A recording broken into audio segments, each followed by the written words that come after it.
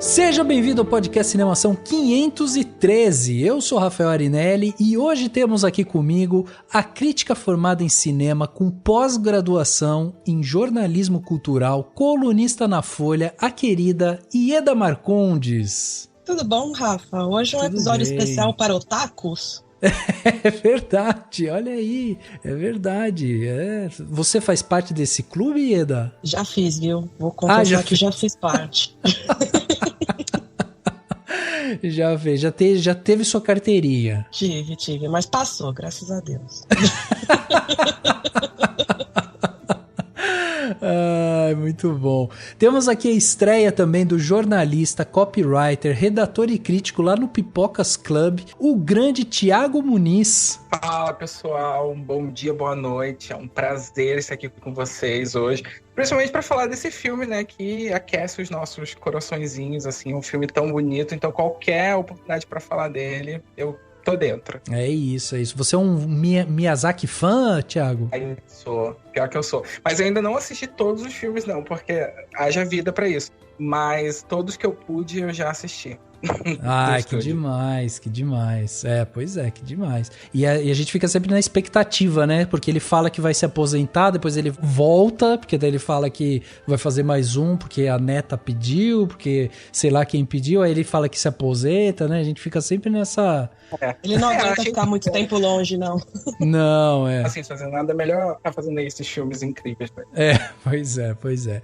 E pra fechar essa mesa aqui, a gente tem a roteirista, pesquisadora da negritude, mulher e horror no audiovisual, uma recifense perdida aqui em São Paulo, que é colunista aqui do Cinemação, na nossa querida Carissa Vieira. Oiê! E aí? Ai, tô animada pra falar de um filme tão bonitinho. É sempre legal quando eu não venho pra massacrar filme nenhum. É verdade. Tem seus momentos, né, Cá? Pois é. Eu juro que eu sou legal, gente.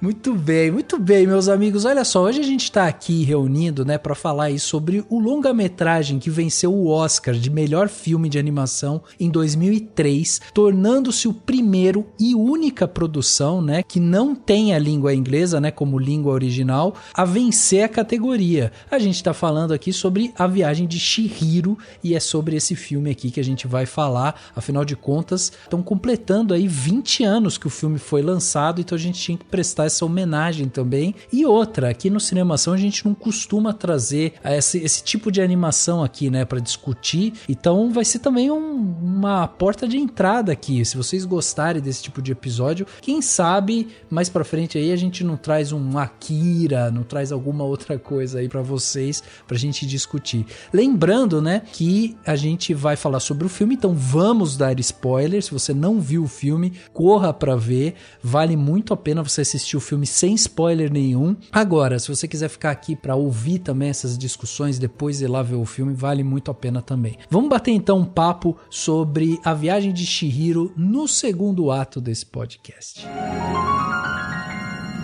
O que essas casas estão fazendo aqui? Eu já sei o que é.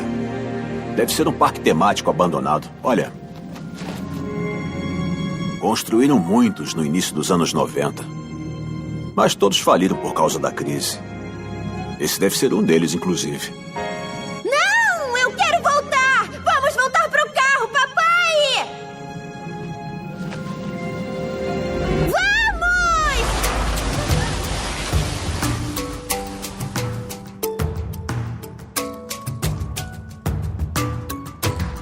Chegava aos cinemas no dia 18 de julho de 2003 o filme A Viagem de Chihiro, filme que completou este ano 20 anos do seu lançamento. Pois é, aqui no Brasil ele chegou no dia 18 de julho de 2003. O filme foi feito com cerca de 2 bilhões de ienes. Pois é, 2 bilhões. Isso representa 13 a 15 milhões de dólares, mais ou menos. O filme arrecadou até hoje mais de 380 milhões de dólares. É um sucesso absoluto em termos comerciais, de bilheteria, ele sempre foi muito bem. O filme foi feito pelo estúdio Ghibli, né, que é o famoso estúdio aí fundado em junho de 85 pelo Hayao Miyazaki, que inclusive aqui é o diretor e roteirista do filme. Ele que antes disso já tinha feito Meu Amigo Totoro em 88, A Princesa Mononoke em 97, o Castelo Animado depois, né, já é de 2004, e ele fez também o Serviço de Entregas da Kiki, que é de 89, sempre filmes muito aclamados, muito bons. A música do filme é do Joe Hisaishi, mesmo músico de O Castelo Animado de 2001, O Castelo do Céu de 86 e Meu Amigo Totoro de 88. A direção de fotografia fica por conta do Atsushi Okoi, que é o mesmo diretor de fotografia de Ponoio de 2008 e Contos de Terra-Mar de 2006. E a direção de arte ficou por conta do Norubo Yoshida e do Yoji Takeshiji, que trabalhou justamente em Meus Vizinhos os Yamadas de 99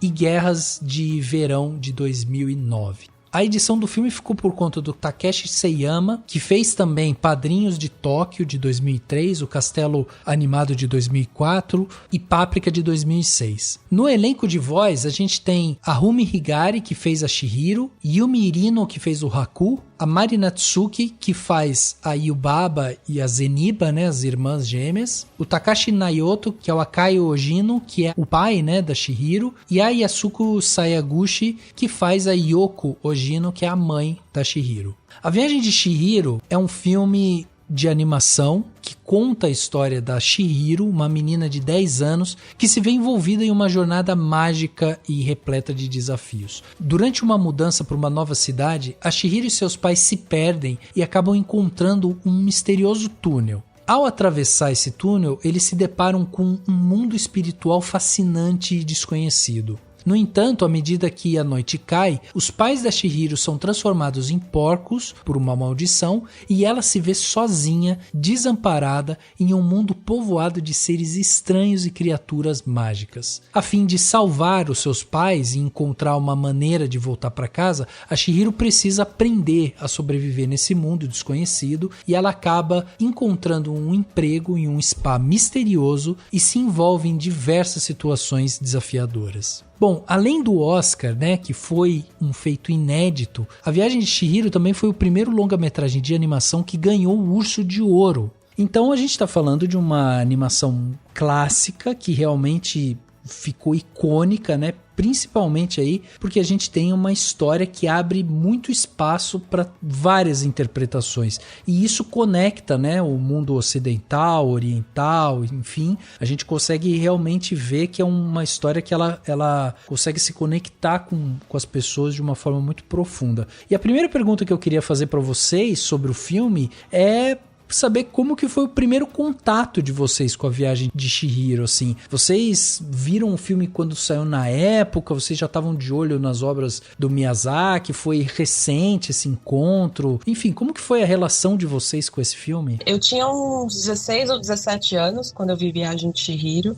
Foi o meu primeiro contato com a obra do Miyazaki, porque tinha ganhado o Oscar, saiu o DVD e tal. E na época não era essa simplicidade toda de encontrar os filmes do estúdio Ghibli e tal, tanto que você só encontrava por torrent na época. O Viagem de Chihiro foi o único que saiu em DVD mesmo. E foi justamente o Viagem de Chihiro, por ter esse sucesso todo no Oscar e tal, que fez as pessoas ficarem mais interessadas em anime e irem buscar as outras obras do Miyazaki, né?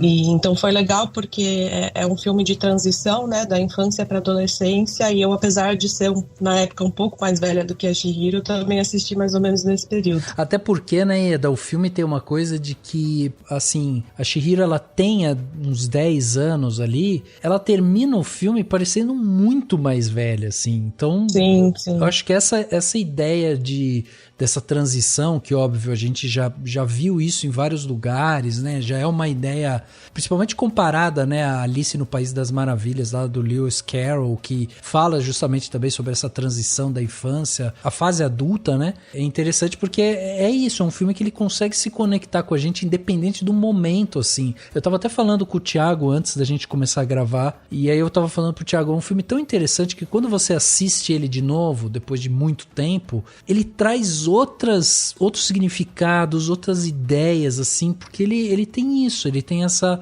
coisa meio abstrata, assim, que faz a gente viajar nele, né? Exatamente. Eu compartilho, né, do sentimento da Ieda, que realmente é um filme que foi muito difícil de encontrar, né? Eu assisti pela primeira vez, eu lembro que eu tava voltando da escola, porque eu morava... tinha um videolocadora bem no caminho da minha volta pra escola, então ali eu passava, alugava filmes. Foi a época que eu comecei a ver Lost em DVD, então assim, foi bem na transição do DVD. E aí eu me lembro que eu passei e vi o pôster de Chihiro, né? Eu acho que eu também tinha ali uns 15, 16 anos. E eu me lembro que eu achei muito bonito e fui e aluguei o filme, mas eu ainda, né, até hoje, eu ainda tenho um pouco de problema com anime, eu não consigo muito assistir tantos animes, me conectar, mas a Viagem de Chihiro, na hora, eu entrei naquele mundo mágico, eu entrei naquela história, né, e aí eu me lembro que esse filme, ele influenciou muito de eu gostar muito do folclore japonês, então eu pesquisava mais, então de fato também foi o primeiro filme ali que eu conheci do Estúdio Ghibli, e depois fui me apaixonando, e é geralmente filmes que eu coloco ali pra distrair, pra entrar naquele mundinho ali que ele cria, que é tão bonito visualmente, que criam várias sensações na gente. Então foi mais ou menos isso, assim, na minha adolescência também. É engraçado porque foi bem diferente pra mim, porque eu lembro quando o filme ganhou o Oscar e tal, mas eu demorei muitos anos pra assistir. Eu assisti várias outras coisas do estúdio do Ghibli, né? E aí depois eu fui ver Chihiro. Então, assim, já tinha visto Castelo Animado e, enfim, vários outros. E aí depois eu parei pra ver esse filme e fiquei completamente encantada, né? Mas foi, assim, depois, sei lá, de quando todos os meus amigos estavam assistindo e comentando, eu não participei do hype, sabe? Sim. Então eu já era mais velha e tal. Mas eu acho que sempre é uma experiência muito maravilhosa esse filme. Na verdade, eu gosto muito dos filmes do estúdio, né? Sim. Não só os do Miyazaki, inclusive, mas assim... Então, eu acho que é sempre uma experiência muito maravilhosa. Eu sempre digo que a Viagem de Chihiro é o Amélie Poulain do Estúdio Ghibli, sabe? Ótimo, E é muito cult, que, tipo, eu fiz faculdade de cinema, né? E na faculdade de cinema é um dos filmes obrigatórios, né? Eu já tinha visto e foi na faculdade que eu revi, então, tipo, acrescentei mais. Mas é aquele filme que é obrigatório, todo mundo precisa conhecer. E acaba sendo a introdução de muita gente, né, no estúdio.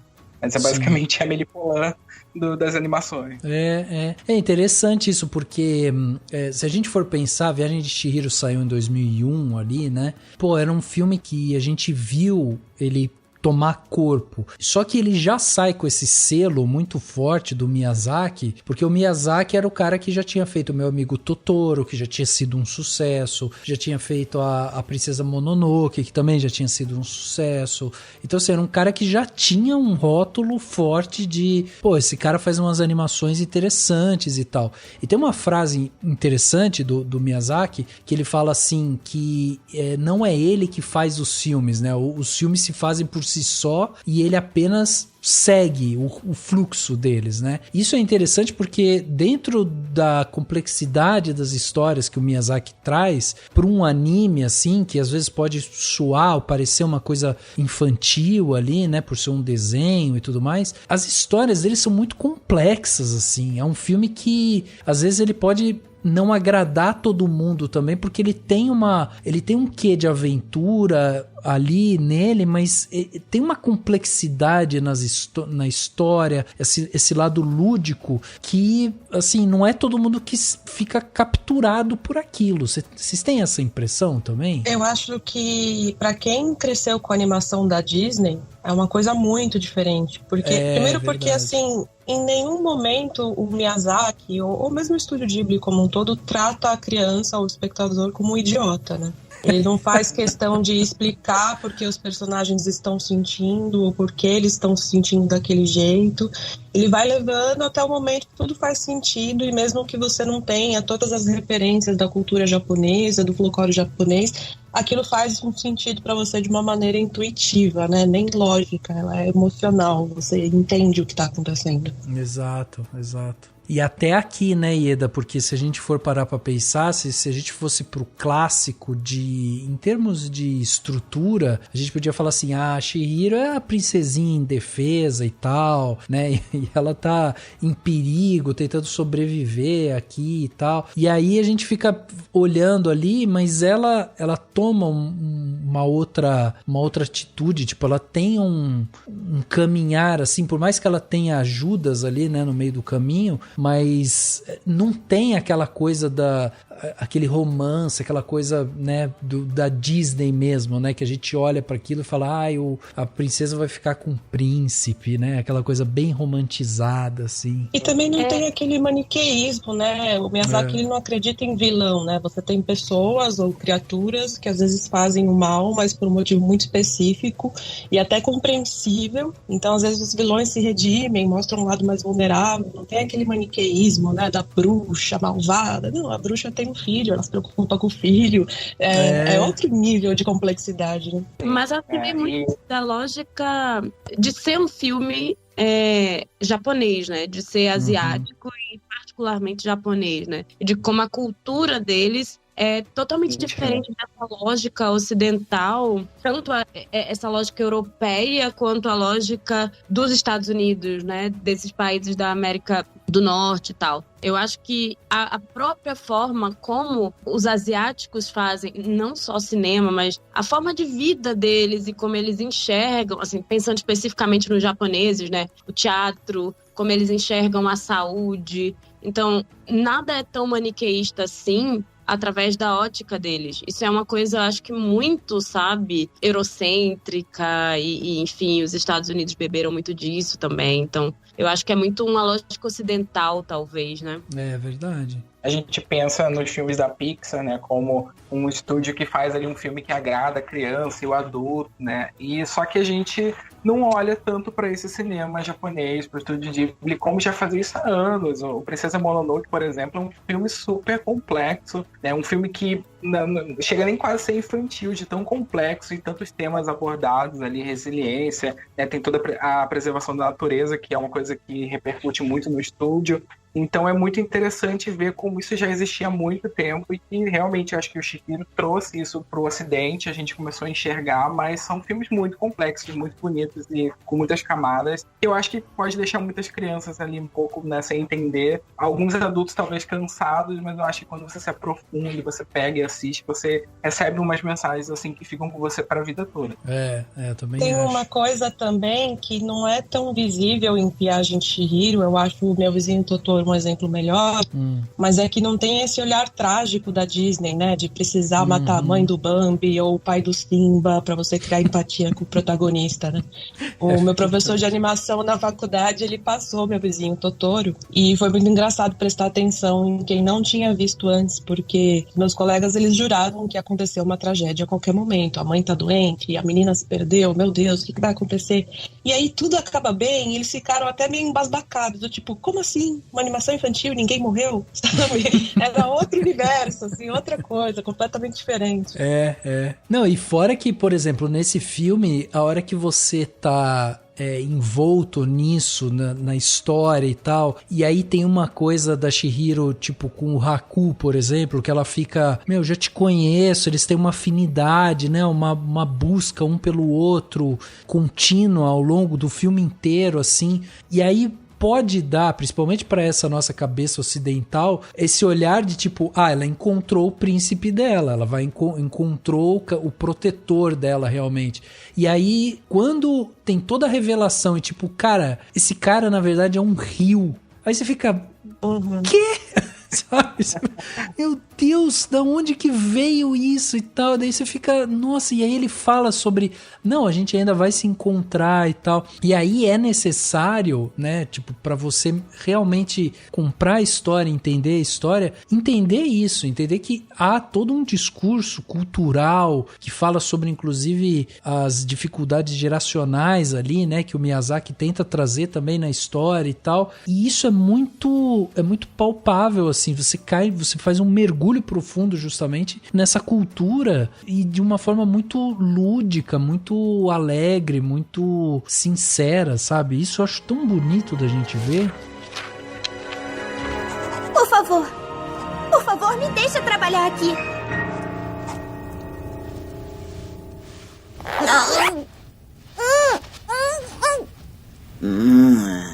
Vamos, não fique aí resmungando. Você não passa de uma garotinha fraca e inútil. Além disso, aqui não é lugar para humanos. É uma casa de banho onde 8 milhões de espíritos podem descansar seus ossos cansados. Seus pais foram muito corajosos, comendo a comida dos convidados como se fossem porcos. Tiveram o que mereciam, eu diria. E você nunca mais vai ver o seu mundo. Isso que você falou desse reencontro da Chihiro com o Haku, né, que a gente acha que é um príncipe, mas na verdade ele é a divindade de um rio, né, e tem tudo a ver com o shintoísmo, né, que é a religião nativa do Japão, e que o shintoísmo, ele tem a ver com o animismo, né, de acreditar que tudo que possui uma essência espiritual que você deve reverenciar. Então, desde objetos a animais, a forças naturais, como montanhas, rios, rochas, etc., elas têm uma alma, um espírito. E esse reencontro da Chihiro com o Haku é, na verdade, um reencontro entre o mundano e o sagrado, né? Até porque no shintoísmo as pessoas e os deuses não existem separados uns dos outros, eles estão sempre em relacionamento, né? Isso eu acho uma coisa fantástica, porque estava estudando justamente essa parte e vi que essa crença, né, que é baseada justamente no que eles chamam de kami, que são essas divindades, espíritos venerados, né, pelos seguidores e tal. E esses kamis, eles podem ser encontrados justamente na natureza. Então esses fenômenos naturais, esses objetos sagrados e tal. E aí isso traz muito, justamente porque quando você entende o shintoísmo como um dos caminhos por quais esse filme vai passar, cara, faz muito sentido, porque o Haku, ele não precisa ser vamos dizer assim, um kami, né, um deus, uma divindade e tal, de todos os rios. Não é isso, não é que ele é um deus de todos os rios. Ele pode ser um deus de um rio só, que é o caso do Haku. Ele era um rio no qual a Chihiro caiu, quase se afogou, e o rio levou ela pra borda para que ela não se afogasse, né? Então eles têm uma conexão ali simbólica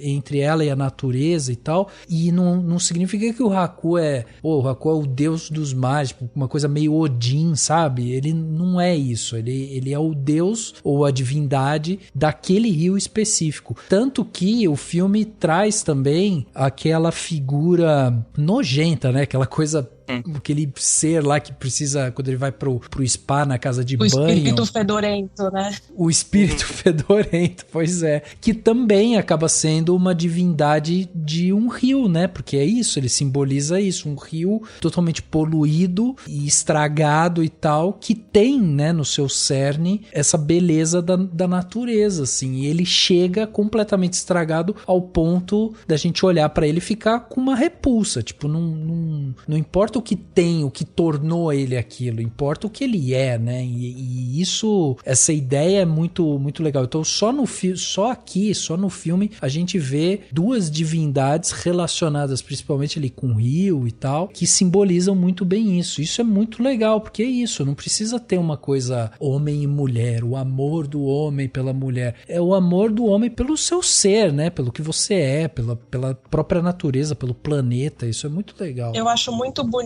como ela, assim que ela recupera a identidade dela, ela tem essa memória, né, de quando ela caiu no rio. Então parece que ela sempre teve essa conexão com a natureza e com o Haku, e com o passar dos anos ela se esqueceu dessa conexão, e nesse tempo ela também perdeu o nome dela, perdeu a identidade dela, e quando ela recobra essa identidade é o momento que ela se interliga de novo com essa coisa que estava conectada com ela desde o começo, né, que é a natureza e o espírito ao redor dela, e você ter reverência pelas coisas ao seu redor e tudo mais. É muito bonito. É muito bonito. É uma história de amadurecimento universal ali, que a gente se conecta e que ao mesmo tempo traz toda essa conexão com esse mundo espiritual. Eu acho que passa umas mensagens muito interessantes. E tem uma questão também da parte, inclusive, porque assim, vamos parar pra pensar no filme. Começa, né, com a Chihiro indo com os pais pra uma cidade nova, e ela é essa menina que tá ali... Mimada, né?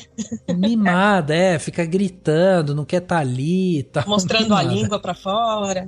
Exato, mostrando a língua pra fora. E aí, quando o pai resolve fazer um caminho diferente, eles encontram, né, esse portal aí no qual eles entram e vão dar de cara nesse mundo aí desses deuses e tudo mais, onde ela vai viver a aventura dela. Ok. Algumas coisas me chamavam a atenção logo no começo do filme, que, por exemplo, a figura do pai, por exemplo, muito imponente, sabe? Aquele momento que ele tá subindo aquela serra ali e tal com elas, ele tá com o pé lá no fundo do acelerador com aquele carro, tipo, andando super rápido, ela sacudindo lá atrás, e nem ela, nem a mãe e tal, tipo, ninguém fala nada, porque a decisão é do pai. Então tem um quê ali de patriarcado já também, né, que vai se desenhando já desde o começo, assim. E aí, quando elas chegam num beco, de novo, assim, tipo, ele desce, vamos entrar e tal, daí a mãe, não quero, a mudança vai chegar antes da gente, vamos seguir por ali e tal, e a Chihiro, não quero, mas é o pai segue, vai todo mundo atrás. E aí tem a grande cena, né, uma das grandes cenas do filme, que é talvez uma das cenas mais emblemáticas da animação, que é justamente quando os pais entram dentro desse local, desse spa aí, e eles começam a comer e se transformam em porcos, né? Depois de um tempo. O pai é muito grosseiro, né? Ele é todo bronco, então faz todo sentido ele não ter o menor respeito por aquela comida que tava ali, que não é dele. Ele começa a comer sem nem perguntar pra ninguém e tal. Então tem um pouco a ver com educação também, né? Eu acho que o Miyazaki uma vez deu uma entrevista falando que ele tava vendo as filhas de amigos dele, ou netas, não sei, mas que ele tava reparando, assim, como era que ela era meio mal educada e tal, então ele resolveu fazer um negócio meio que pra mostrar mesmo, pra ter respeito pelas outras coisas e respeito pelo que tá ao seu redor, porque você não sabe a essência espiritual de cada coisa, né? Então representa bastante a ganância também. Exato. O lance do... Sim. Era até isso, assim, que eu tava pensando quando eu revi o filme ontem, né? E, assim, o filme parece que tem muita crítica também a isso da ganância, não só com relação ao pai, mas quando o sem rosto começa a oferecer dinheiro, como aquelas pessoas ali, elas querem dinheiro a qualquer custo, menos a Chihiro, né? E ele começa a devorar as pessoas, né, depois. Não, e tem uma coisa até meio capitalista, né, ali, é uma exploração das pessoas. A gente tem a bruxa feiticeira lá, né, que as pessoas viram praticamente escravas dela. Elas não têm mais nem direito à identidade, e elas viram apenas funcionárias ali. Funcionárias é bondade minha, né? Elas vivem pra trabalhar naquele lugar o tempo inteiro e sem ter acesso a muita coisa, sem ter direito a muita coisa, né? Tem essa cena, tipo, dos pais, e eu acho que isso que vocês falaram é perfeito, assim, tanto a parte do capitalismo, quanto do exagero, do consumo exacerbado e tal, e é interessante porque o Miyazaki uma vez deu uma declaração falando isso, que ele pensou nessa cena que era uma tentativa dele de justamente simbolizar a sociedade do consumo, principalmente dos anos 80, 90 ali, nesse Japão, que era um Japão que estava ascendendo, né? Tava vendendo muito, comprando muito e tal. Economicamente, né? O país estava crescendo muito. E aí existia uma discussão que existe até hoje dentro do Japão, que é justamente essa discussão sobre o que precisa ser feito para que não se perca justamente a parte da tradição, do olhar, do zelo e tal. E aí ele faz essa cena que mostra essa sociedade cheia de excessos, e aí é muito simbólico justamente, porque uma sociedade cheia de excessos, onde as pessoas acabam virando porcos porque comem demais e não conseguem parar de comer, e onde inclusive tem essa crítica ao capital, porque elas sentam, não se importam se aquela comida é de alguém, se não é, elas sentam, comem, agora na hora que aparecer alguém a gente paga, quer dizer, eu não tô nem aí quanto que vai custar, se é de alguém e tal. Então existe essa crítica assim muito, muito forte, né, também justamente sobre essa parte da tradição. E aí entra também na parte do nome, que é isso que a Ká tava falando, assim, quando o nome é roubado, né? Porque quando a Yubaba pega o nome da Chihiro, a gente tem esse simbolismo também, que é, primeiro, a troca, né, de um nome tradicional, um nome japonês, né, que é o tipo Chihiro, para um nome completamente banal, assim, Sam, né, um nome ok, que se encaixa em qualquer cultura, em qualquer lugar e tal, um nome super simples. Então tem de novo essa discussão sobre a perda da tradição, das origens, da ancestralidade, tudo isso vai passando por ali, e a Chihiro acaba sendo esse símbolo justamente de, assim, é através dela que essa tradição acaba se revitalizando muitas vezes. Eu tava lembrando de um outro filme do Studio Ghibli que eu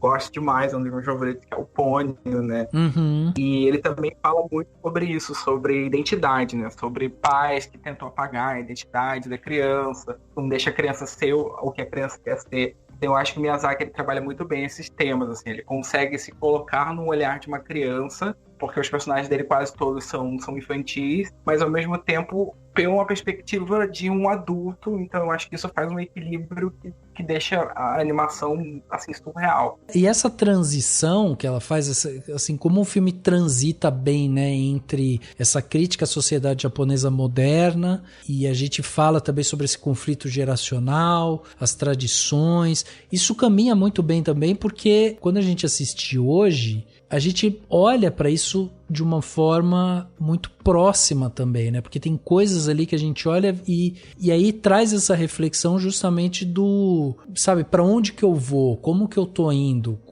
quais são os valores aqui que eu vou me relacionar com eles, como que eu vou passar isso para frente, né? Então isso é muito interessante da gente observar como o filme também, a partir desse discurso, ele consegue ficar atemporal, né? E se sair um pouco do âmbito da animação, o cinema hollywoodiano de hoje, ele tá fazendo muito hollywoodiano, né? Tá fazendo muito isso de trazer filmes com uma temática mais fora, né? Pra mostrar tradições, filmes coreanos, filmes japoneses, chineses, com personagens ali americanos, mas, tipo, como consegue para manter a tradição, como consegue para cultivar e ao mesmo tempo em conflito, né? Com viver na América. Então, eu acho que isso tá sendo muito resgatado. A gente tá vendo muitos filmes de comédia que fazem piada com isso, ao mesmo tempo faz a gente refletir muito sobre a tradição, sobre como as coisas mudaram. Então, eu acho que isso é um assunto que tá sempre alto. Exato. E você sabe que tem uma outra coisa interessante, é tão bonito, né, da gente ver uma animação quando ela funciona muito bem como animação, né, porque muitas vezes a gente tem filmes que às vezes as pessoas olham e falam, nossa, isso daí podia ser um live action e tal, e tipo, A Viagem de Chihiro é um filme que, cara, eu não consigo imaginar ele como live action, sabe, porque ele funciona tão bem. Foi pra estragar, né? Infelizmente, eles não têm essa cobiça de transformar as animações em live action. Se for igual que a Disney faz com os filmes dela, imagina a tragédia. Pois imagina. Isso torna os filmes muito mais únicos. Quando você faz um live action, você tá replicando aquela história. Então, se ela existiu uma vez e funcionou perfeitamente numa animação, deixa ela ali, tá ótimo. Exato. Eu vi que fizeram uma adaptação pro teatro, lá no Japão, da Viagem de Chihiro. É mesmo? Mas aí, eles montaram os bonecos, tipo, com técnica de Muppet mesmo, sabe?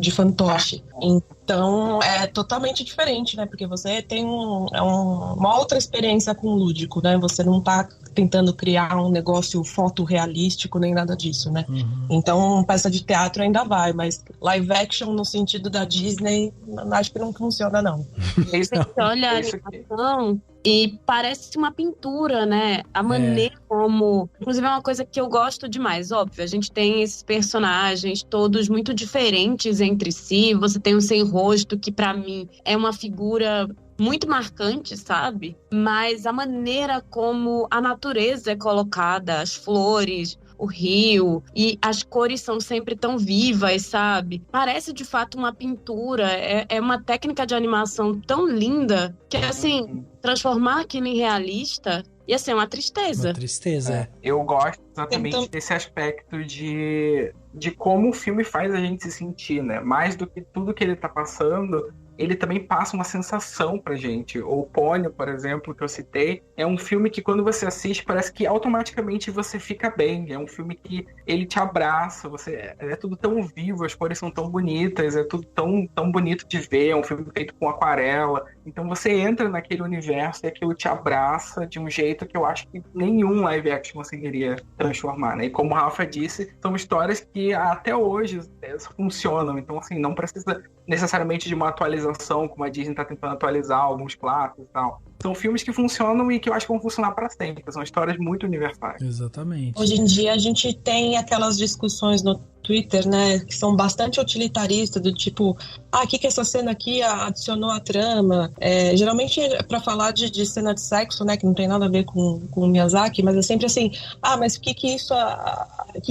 como que isso avança a trama, né? É uma visão bem utilitária, né, da arte. E a gente percebe no Miyazaki esse cuidado com detalhes, né? Esse amor mesmo pelos objetos que estão ao redor dos personagens, né? O Roger Ebert, ele falava de pillow shots do Yasujiro Ozu, né? Que traduzindo ao pé da letra seria tomada travesseiro, né? Mas seriam aqueles planos detalhes, tipo da roupa balançando num varal, ou uma chaleira vermelha largada no chão, e que eram planos que podiam servir como um respiro da trama, né? Mas eles também eram interessantes visualmente, então eles não tinham necessariamente uma função prática. E eu percebo muito isso na obra do Miyazaki, assim, como tipo a mão da Yubaba, a cada veia, a cada anel de uma cor específica, e você consegue imaginar, sabe, que aquilo foi pensado com muito carinho, com muito cuidado, e é uma coisa muito difícil de se ver, assim, hoje em dia, porque é tudo muito voltado pro lucro, então você tem que reduzir a trama ao essencial e você não tem tempo de fazer as coisas com carinho e com cuidado. Então é um negócio muito precioso. Não tenho medo de sangue. Vou chorar se não brincar comigo. Por favor, seja um bom garoto e espere. Se não brincar comigo, eu vou chorar. Por favor, não chora. Mas que confusão é essa? Fica calmo. Você é uma gracinha, não é?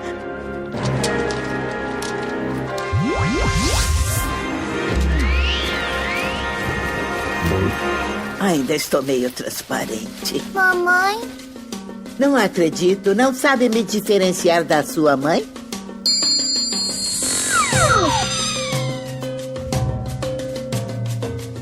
Esses momentos de silêncio, né, esses momentos de contemplação que a gente tem no filme, eu acho que é o que faz a gente entrar nesse universo que ele cria. É muito bonito. Não necessariamente move a história pra frente, mas você fica tão imerso naquele mundo, naqueles detalhes, né, na roupa das pessoas, na grama, no vento, na água. E inclusive tem até um corte no Twitter que já fazem com as cenas de comida, né, da galera cozinhando. Sim. E que são lindos. A gente fica preso ali naquele momento da pessoa cozinhando, assim, e chega a dar fome. Então, tipo, conecta muito com a gente, mexe muito com os nossos sentimentos. Eu acho que isso é muito genuíno, entendeu? O cinema, ele tem esse impacto de mexer com a gente. E eu acho que todos os filmes do Estúdio Ghibli, de alguma forma, se conectam com a gente nesse sentido. E tem uma coisa que eu acho interessante, que eu percebi isso no começo do filme, que é assim, às vezes quando ele coloca uns objetos no fundo, né, quando ele dá a perspectiva, joga os objetos para trás, os cenários e tudo mais, ele trabalha com essa aquarela. E os personagens que estão em primeiro plano são um tipo de pintura, uma técnica diferente, assim, ela é diferente do resto do ambiente. Então, por exemplo, tem objetos que estão bem na nossa cara ali, que às vezes, sei lá, estão em movimento, ou que o personagem vai interagir, que ele ganha, né? Ele tem um contorno, tipo, todos os personagens aqui, eles têm um contorno, eles são pintados, a sombra é bem chapada, assim, tipo, não é um degradê, é uma sombra diferente, e os cenários não, os cenários, eles são essa aquarela, assim. E eu acho isso uma solução artística tão bem pensada por dois motivos. O primeiro é que ele conecta com a gente, né, os personagens de uma forma que realmente, assim, ele coloca os personagens em destaque. Quando a gente tem personagens que tem essa cor mais chapada ali e tal, eles ficam em maior evidência. Só que pra fazer uma contrapartida a isso, eu acho tão interessante como o Miyazaki, muitas vezes, ele trabalha com os planos abertos, e daí ele mostra pra gente quase como se fosse assim, tá na hora de você contemplar essa minha pintura aqui. E aí ele puxa o personagem pra dentro dessa pintura, sabe? Então fica uma coisa... Assim, a hora que você tá assistindo, você tá contemplando aquela coisa belíssima, assim, aquela pintura que dá pra você fazer um quadro com aquilo, e aí o personagem entra dentro daquilo que ganha vida, que é justamente essa vida dos personagens que é o que a gente tá interagindo com o filme. Senão ia ser só uma coisa parada ali. Então, assim, só pra dar um exemplo, tem a primeira cena, né, que a Yubaba, ela se transforma naquele pássaro, né, e vai sair. É interessante porque o Haku, ele sobe a torre pra ir falar com a Yubaba, e aí tem esse primeiro plano aberto, que é um contra-plongé, assim, que ele faz, de uma escada, tipo, meio que vai subindo curva, assim, né, e o Haku que tá subindo ali, mas a câmera tá parada, tipo, um contra-plongé parado, assim, e aí você olha toda aquela textura da parede, de luz, de sombra e tal, e você vê aquele personagem, o Haku, subindo ali, então você tá junto com ele, porque ele destaca, ele chama atenção realmente.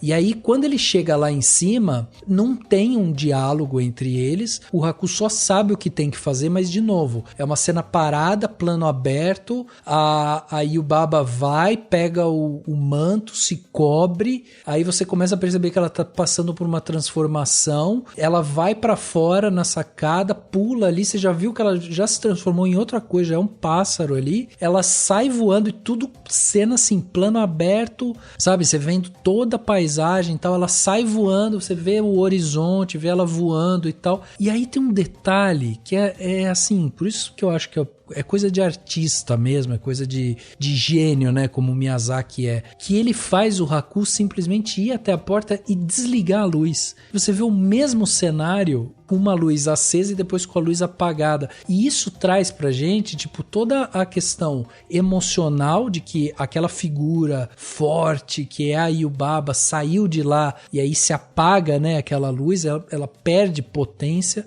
mas ao mesmo tempo, a hora que você tá vendo toda aquela cena, você tá contemplando todo aquele cenário, você olha para aquilo e fala, caraca, olha toda essa interação, olha esse universo. Quando a Yubaba fala assim, aqui tem regras e a gente segue as regras e tal, é isso, a gente tá toda hora observando aquilo falando, cara, aqui tem um ambiente, aqui tem uma vida, aqui tem regras que precisam ser seguidas e tal. Você olha aquilo e vai falando, eu tô entendendo esse universo, eu tô mergulhando nele cada vez mais, né? O Miyazaki é um defensor ferrenho, né, da animação tradicional. Sim. Mas no caso do Viagem de Chihiro, algumas cenas ele misturou, né, animação tradicional com 3D. Por exemplo, aquela cena que o Haku tá puxando a Chihiro por entre as flores, né? A gente vê uma profundidade das flores passando do lado da Chihiro, assim. Então ele utilizou a tecnologia muito pouquinho, assim, só para dar um sentido de profundidade aqui e ali, mas nada que fosse muito chamativo. A habilidade dele mesmo tá muito na animação tradicional. Exato. Falando um pouco sobre os personagens, né? A Chihiro a gente comentou aqui, é a nossa personagem principal, né? A personagem que vai pegar a gente pela mão e mergulhar nesse universo. A gente tem os pais, né? Que a gente também já comentou, Haku, a própria Yubaba, mas eu queria falar um pouco justamente sobre esse personagem sem face aí, que foi tão intrigante aí, principalmente a Ká falou, né?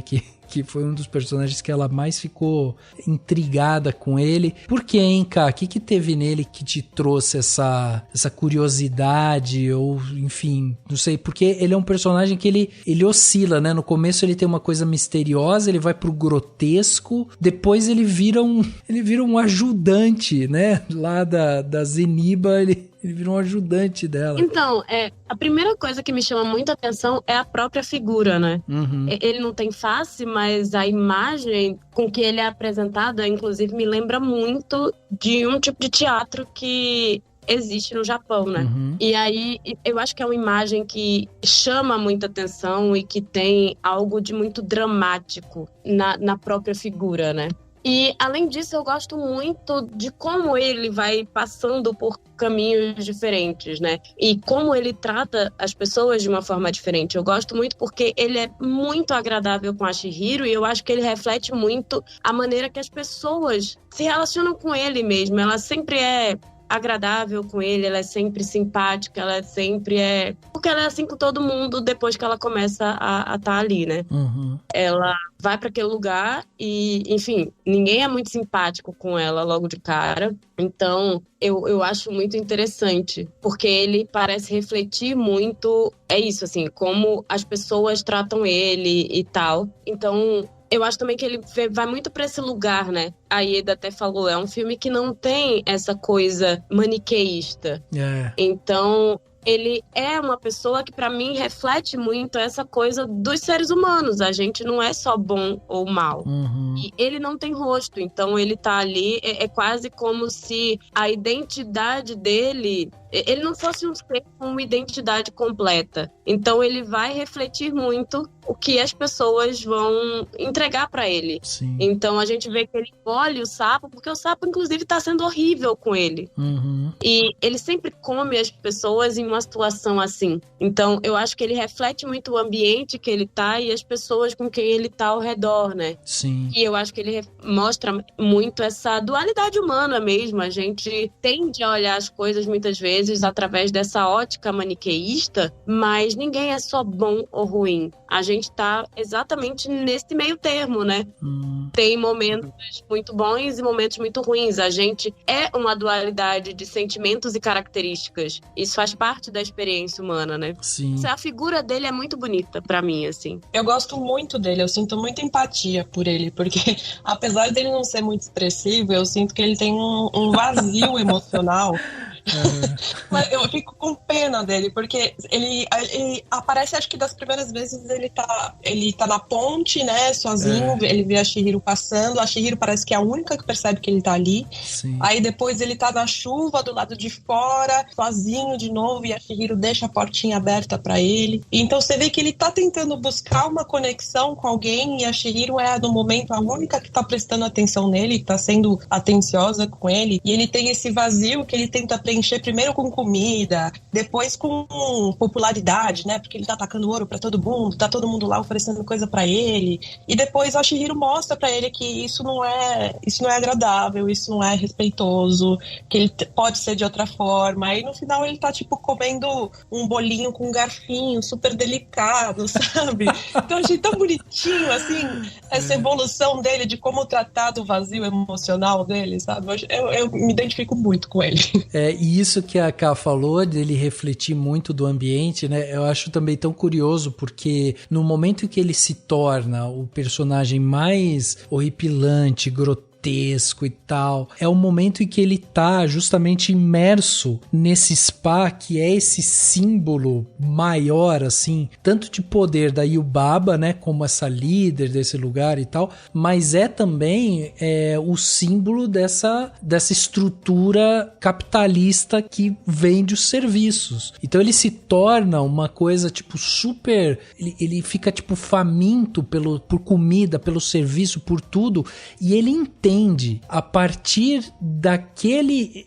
isso que eu acho demais, assim. Ele entende como as coisas vão se conectando, né? Porque ele entende que o ouro é valioso para aquelas pessoas a partir daquele outro monstro lá que chega, aquele outro deus do rio lá que chega, porque quando ele vai embora sobra uns ourinhos no chão ali, né? E ele vê aquilo, ele vê que as pessoas olham para aquilo e valorizam aquilo. E aí eu acho que isso é tão legal da gente ver, porque quando a Ieda fala que a Chihiro presta atenção nele, né, que ela talvez seja a única que tenha prestado atenção nele, talvez seja isso que tenha encantado ele, né, em relação a ela. dela, assim. Porque desde o começo ela presta atenção nele, ela olha pra ele, ela deixa a porta aberta pra se ele quiser entrar, porque tá chovendo e tal. Então, assim, ela sempre foi um poço de gentileza com ele, um cara que sempre teve esquecido, à margem ali dessa sociedade e tal, e que, né, em momento algum foi valorizado, prestaram atenção nele e tal. E aí, quando ele tenta entrar dentro desse universo, ele acaba sendo violento, ele acaba sendo ganancioso também ali e tal. E vocês veem, isso é uma poesia justamente para esse capitalismo que a gente vive hoje, capitalismo moderno.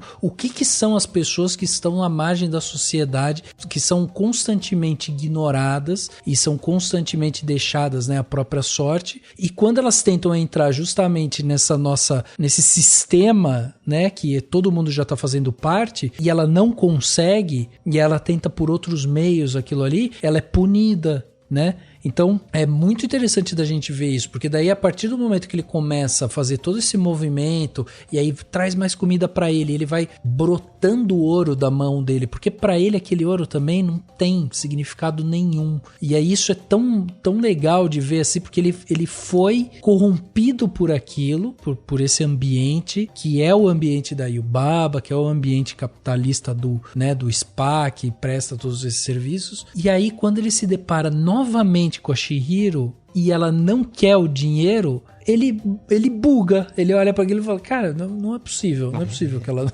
não esteja encaixada dentro desse sistema, né? É muito louco isso. Kamaji. Haku, você acordou? Kamaji, você viu a Sen? O que foi que aconteceu? Por favor, conte tudo. Você não se lembra de nada que aconteceu? Eu só me lembro de alguns pedaços. Chihiro não parava de chamar meu nome na escuridão. Eu comecei a seguir a voz dela, e então eu acordei deitado aqui. Você disse Chihiro. O verdadeiro nome dela é Chihiro. Não dá mesmo para vencer o poder do amor.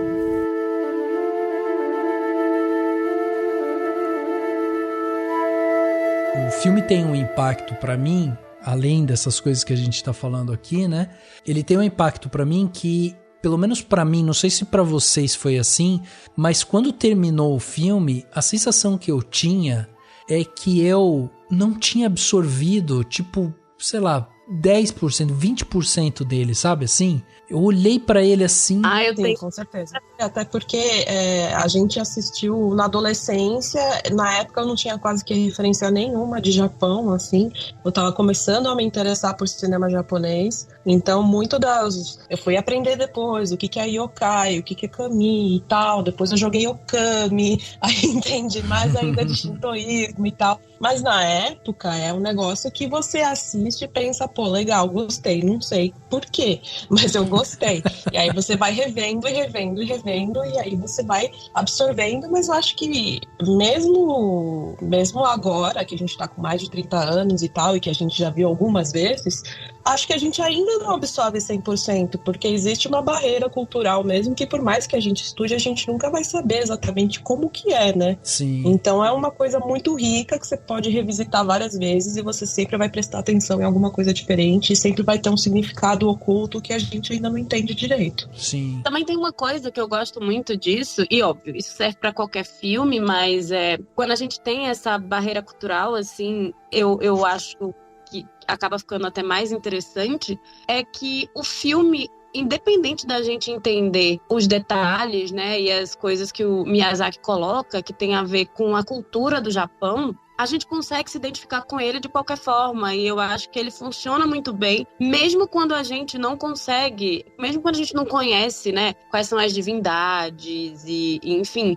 esses detalhes que ele coloca. Então, eu acho muito encantador também que, independente de toda essa barreira, assim, o filme ele ainda seja tão fácil de se identificar. Ele tenha algo que ultrapassa isso, sabe? Uhum. E eu acho, assim, eu particularmente acho isso muito bonito. É óbvio que o filme cresce quando a gente revê, quando a gente pesquisa, e, enfim, e entende esses detalhes, essas nuances que são muito próprias, né, da cultura japonesa. Mas, assim... Eu acho fantástico quando o filme, independente disso, sabe, ele consegue alcançar a gente ainda, além disso.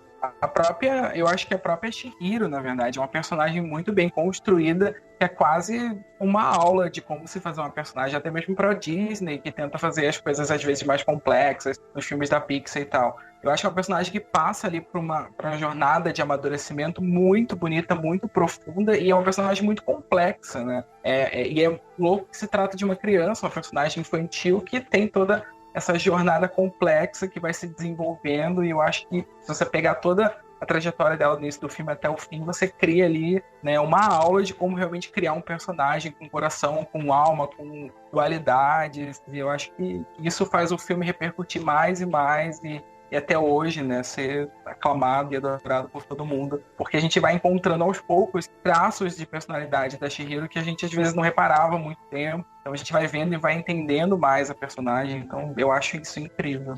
Até a postura dela, né? Quando a gente pega um frame dela no começo do filme e um frame dela no final do filme, tipo, é outra personagem, assim. O olhar dela mudou, a postura dela, como ela se, sabe, ela se porta, assim. É muito diferente a atitude dela. Isso é muito doido de ver realmente, porque você começa com uma personagem, como a gente falou, mimada, e aí ao decorrer do filme você vai vendo ela, né, crescendo e indo atrás e com seus valores. Pô, a cena quando o Haku coloca assim a mão na testa dela e fala, ó, você vai sair daqui, vai abrir a porta, vai descer a escada, vai abrir a outra porta, vai procurar sei lá quem, tal, você vai pedir um emprego. Já esqueci tudo.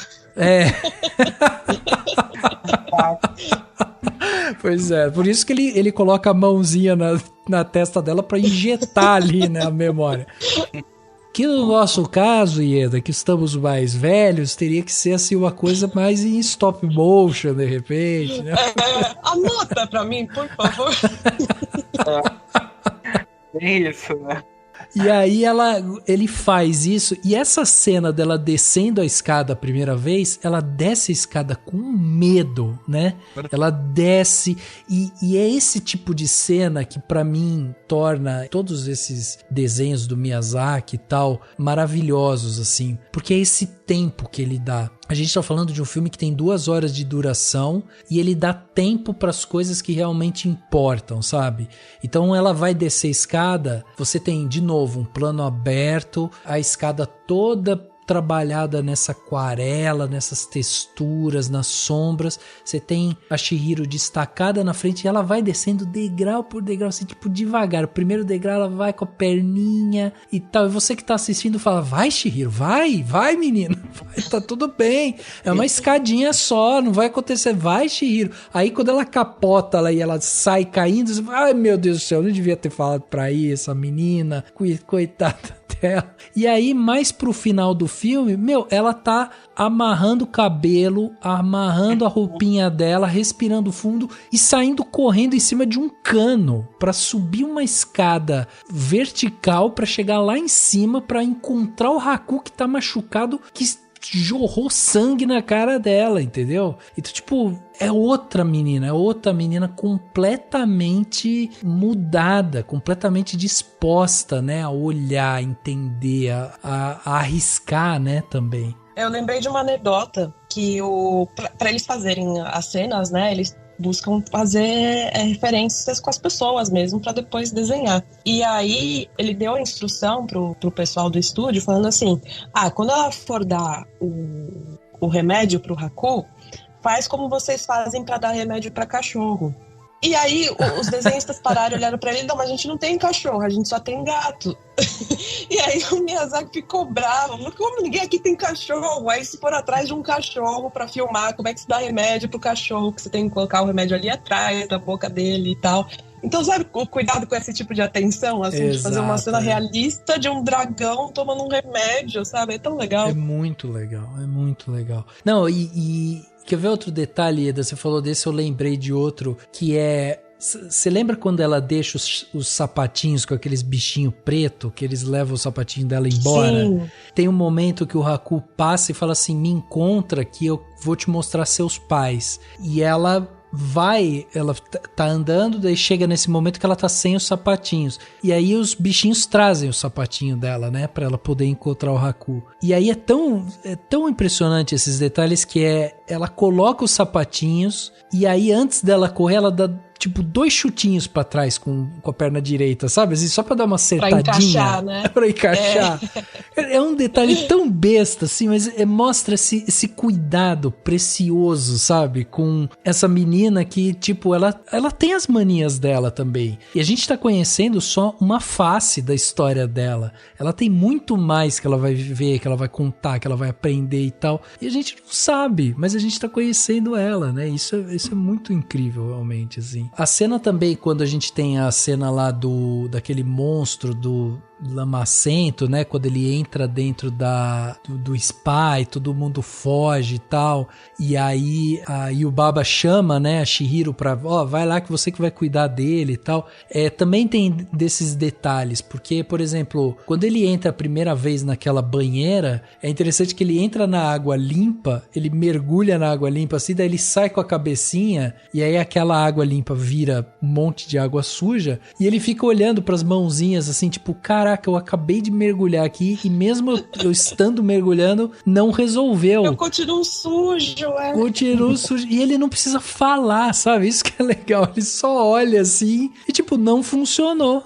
Simplesmente não funcionou. Não, e aí, inclusive, eu acho que outro uso de 3D foi quando ela tira os objetos de dentro dele, né? Que sai uma bicicleta, sai pneu, sai um monte de coisa, né? Uhum. E acho que ali também foi um dos momentos que eles aproveitaram para usar o 3D. Sim, verdade. Aliás, o que eu li foi que o Miyazaki, ele tem um modo muito próprio, né, de fazer as animações dele. Ele não faz roteiro, assim, clássico, sabe? Que ele vai, escreve o roteiro. Ele geralmente trabalha direto no storyboard, né? Ele vai, desenha, e aí alguém da equipe dele já pega os primeiros storyboards e tal, e eles já começam a trabalhar direto no conceito e a animação já vai saindo disso, assim. Então é muito louco como ele tem o controle também, né, do que é as cenas, de como essas cenas vão se encaixar e tal. É um cara realmente que já tem a visão. Não à toa que ele fala que ele precisa seguir o filme, né? Deve ser uma coisa muito intuitiva também, né, as coisas que acontecem ali quando ele tá produzindo, né, os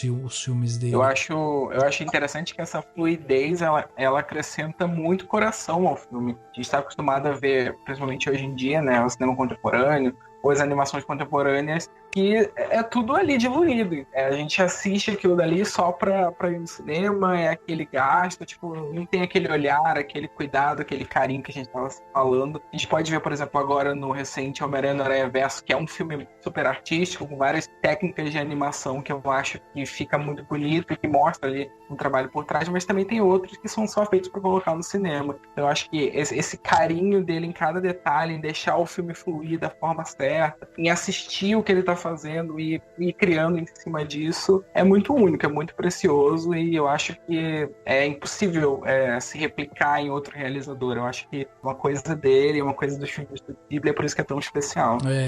O Miyazaki, ele tem uma relação complicada com o filho, né? Porque o filho também fez as próprias animações, mas foram animações que não foram muito bem elogiadas do estúdio. E, inclusive, teve um documentário, não lembro agora qual o nome, mas que o Miyazaki vai ao cinema assistir o filme do filho dele e ele sai, assim, 10 minutos puto com o filme, falando mal do filme.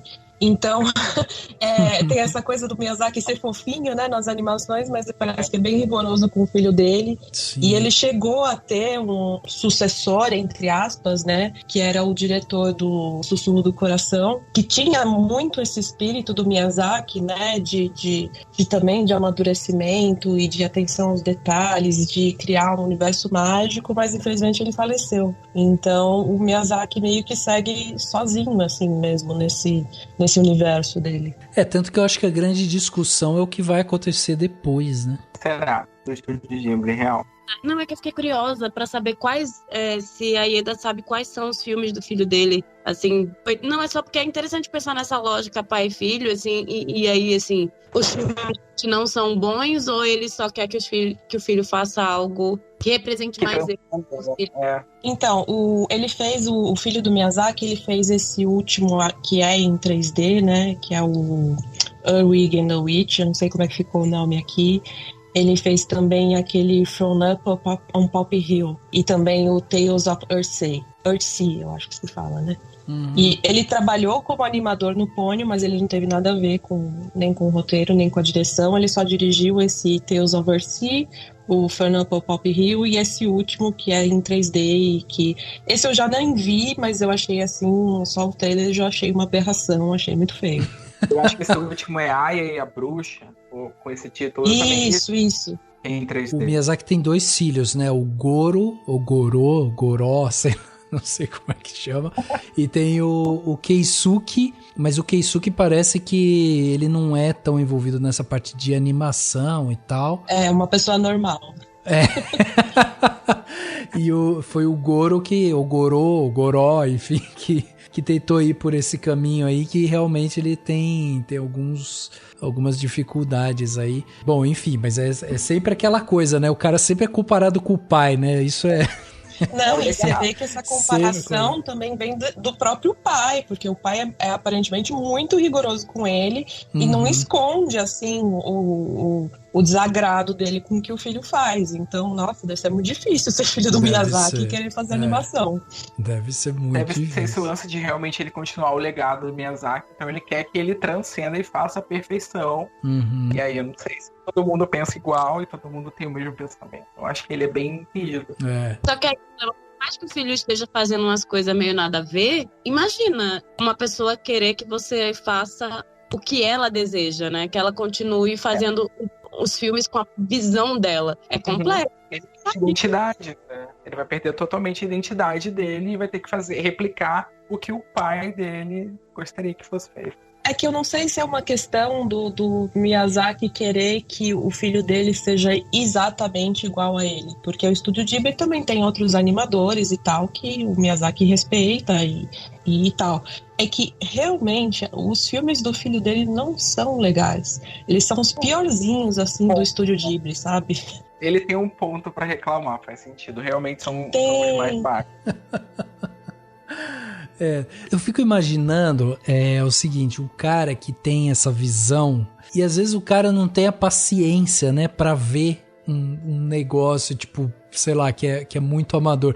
Eu tava discutindo isso, olha, um off-topic total aqui, mas eu tava discutindo isso com a minha esposa um tempo atrás. Eu tava assistindo MasterChef, e aí ela falou assim, nossa, eles são muito duros com os cozinheiros amadores, né? Daí eu falei pra ela assim... Cara, você imagina também, tipo, os caras têm os restaurantes deles, aí eles se propuseram a fazer um programa onde eles vão avaliar realmente, tipo, uma comida, avaliar tecnicamente uma comida, porque eles são os especialistas naquilo. E lógico, eles vão ganhar notoriedade, vão ganhar mais clientela, né? Não é que eles estão indo lá de bonzinho, mas eles estão indo lá avaliar tecnicamente uma comida. E aí vem alguém que fala, não, eu conheço, eu sei, eu não sei o quê, e aí o cara entrega uma comida que é horrível. E aí eles que já têm um paladar, que estudaram não sei quanto tempo e testaram não sei quanta coisa, enfia aquilo ali na boca e fala, cara, não ficou legal, não tá legal. Se fosse eu comendo, eu falaria, pô, ficou legal esse negócio aqui, gostosinho. Se eu coloco uma farinhazinha aqui do lado, ó,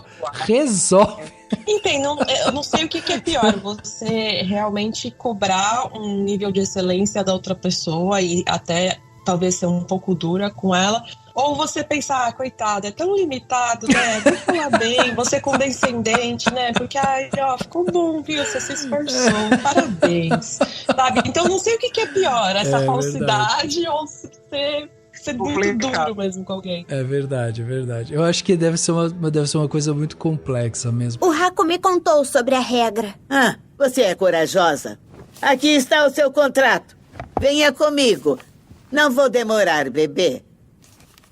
Não se preocupa. Veja se consegue adivinhar quem são os seus pais, garota.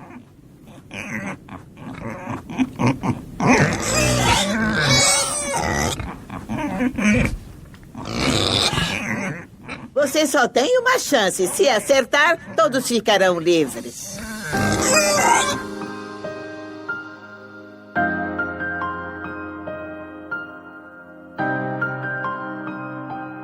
Agora, só pra gente fechar o papo aqui sobre a viagem de Chihiro, eu queria saber de vocês só uma outra coisa. O filme, a gente vê, né, a evolução dessa menina e tal, e a gente não pode, assim, se a gente pegar o primeiro recorte e o último recorte do filme, as primeiras cenas, né, ela tá indo pra uma casa nova, mudou de cidade, ela inclusive fala, né, que ela nunca tinha recebido flores, e as flores que ela recebeu já foram logo flores de despedida e tal, enfim. Ela tá sentindo muito aquilo. E aí, no final, ela vai embora com os pais e já vai embora mudada e aparentemente pronta para enfrentar essa mudança depois de tudo que ela passou. Eu não sei se vocês passaram por muita mudança. A Kai, eu sei que passou, afinal de contas, nossa recifense morando em São Paulo. Mas é um pouco isso, assim, né? Essa coisa de você, às vezes, se sentir apegado ao local, aos amigos, ou às pessoas e tal, e aquilo parecer que vai te deixar mais fraco ou saudosista em relação àquilo, e aí, quando você se propõe a enfrentar e você vai olhando para situações diferentes que estão à sua frente e tal, você sai inevitavelmente mais forte daquelas situações. E eu acho que o filme ele tem também um subtexto que passa um pouco por isso, né? Da gente conseguir se moldar às mudanças que vão acontecendo dentro da nossa vida. Vocês sentem um pouco disso, assim, dentro dessa parte no filme, né, como um todo, assim, vocês sentem essa ideia da maturidade vindo também através das mudanças, né, que acontecem no nosso dia a dia, sabe? Sim, é a clássica jornada do herói, é sempre bem retratada no cinema, na literatura, mas eu acho que realmente a Chihiro, ela sai disso, ela sai daquele casulo que ela tinha, né, ela sai da zona de conforto dela, e ela tá pronta para, no caso agora, enfrentar a vida adulta, todos os desafios que ela vai ter pela frente. E isso foi o que eu acho que me conecta muito com a Chihiro. Quando eu vi, foi o que me fez apaixonar por o filme, porque um pouco depois de quando eu vi o filme pela primeira vez, eu também passei muito por esse processo, né? Eu sou do Rio de Janeiro, sou carioca, nasci na Baixada do Rio de Janeiro, tipo, bem interiorzão, e eu sempre sonhei em fazer cinema, era o sonho da minha vida, eu queria estudar cinema, sempre amei cinema, só que morando no interior do Rio de Janeiro é muito difícil, então para eu conseguir estudar cinema, eu tive que acabar saindo do Rio de Janeiro, então eu saí totalmente, eu nunca tinha andado de avião na minha vida, e aí eu planejei toda uma viagem, uma mudança, e assim que eu terminei o ensino médio, um ano depois eu parti, hoje em dia eu moro em Porto Alegre, eu vim pra cá estudar cinema. Caraca! E aí foi uma jornada muito grande também pra mim, que eu acho que foi uma jornada de maturidade, de viver sozinho, de crescer, e isso acabou me moldando e me construindo. Então eu concordo com o que você falou, de sair da sua zona de conforto, torna você muito mais forte pra você enfrentar a vida. Eu acho que isso se conecta muito com a Chihiro, assim, acho que é muito especial. É uma mensagem muito bonita que fica ali, aquele gostinho, né, deliciosinho no final do filme. Depois de tudo, depois de todos os desafios, ela conseguiu sair e agora ela, pronto, ela vai ser uma adulta, ela sabe lidar com os problemas e aquela personagem tá tranquila, a gente tá tranquila que ela vai saber viver e seguir em frente. Sim, sim. Concordo, sabe? Eu gosto muito de ver a jornada de maturidade dela. É óbvio que tem a ver com as situações, mas também tem a ver com isso, né? Com sair do seu lugar e também acho que sair da sua zona de conforto, né? Porque a situação inteira que ela passa é muito fora da zona de conforto dela. Então, acaba que a gente se identifica, né? Porque é muito isso, a gente amadurece com o processo de sair do seu lugar, sair do nosso lugar e enfrenta várias outras coisas, conhece pessoas diferentes e, enfim, eu acho para todo mundo, assim, acaba sendo uma forma de se conectar muito com a personagem, sabe? E aí fica muito clara a jornada de maturidade dela, do início do filme para o final. É interessante até observar a corporalidade da personagem. Tô falando quase como se fosse um live action, né? A postura dela no início é totalmente diferente. No final ela tá muito mais segura, uma postura mais reta. E, enfim, a gente vê um amadurecimento também na maneira como ela se porta nos lugares e como ela lida com tudo, né? E eu vou te fazer uma pergunta, Ká, filosófica num certo ponto, pra ver o que você acha em relação a isso, que é, eu sei que você também ralou bastante pra estar onde você tá e tal. Quando você para pra ver uma história dessa, a pergunta que eu ia te fazer é o seguinte, indo pra uma metrópole como São Paulo, essa cidade de pedra, né? A selva de pedra e tal. Tentaram já roubar muitas vezes seu nome, Cá, por aí? Nossa. Foi filosófica, né? Pra tomar um banho refletindo sobre, pra poder responder. Não é? Né? Gente, já é muito... Existem muitas formas de tentarem retirar a sua identidade, Sim. inclusive, né? Porque pra mim a coisa do nome vai muito direta pra coisa da identidade. Eu acho que, inclusive, é um processo de você entender de fato qual é a sua identidade e reafirmá-la sempre. E aí, assim, é isso, já, muitas vezes. E aí só deixou a identidade mais forte. Só deixou meu nome mais forte. É isso, tá vendo? É a nossa Chihiro brasileira, minha gente.